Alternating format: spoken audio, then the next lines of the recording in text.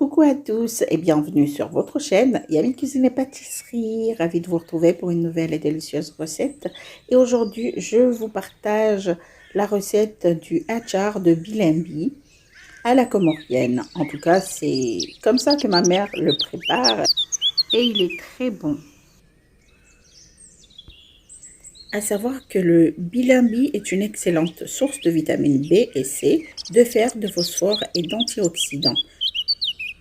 D'après les nutritionnistes, le bilimbi renferme une quantité importante de vitamines et de nutriments bénéfiques pour le bon fonctionnement de l'organisme.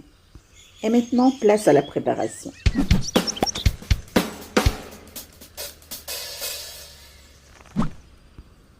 Prenez 40 bilimbis, bien les nettoyer, enlever les petites feuilles et les petites fleurs qui sont juste au bout.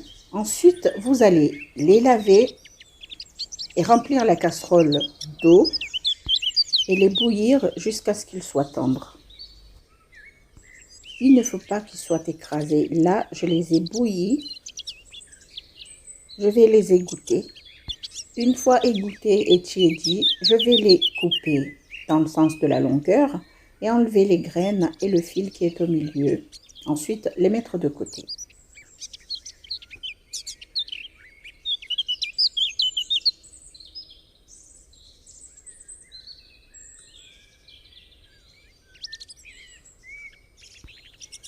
Dans un wok ou dans une poêle ou dans une casserole, faites chauffer 150 ml d'huile et y faire revenir 3 gros oignons émincés, 10 gousses d'ail écrasées, 6 piments coupés en petits morceaux et une cuillère à soupe de cumin en poudre.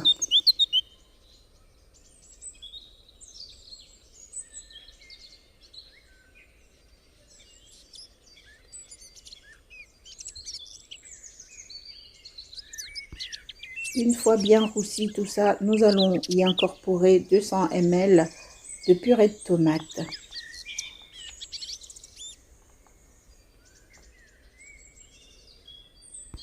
Si vous utilisez de la tomate concentrée, ajoutez-y un peu d'eau, mélangez bien avant de l'incorporer à la préparation. Nous allons bien mélanger tout ça. Et nous allons ajouter du sel. Le sel, c'est à votre goût.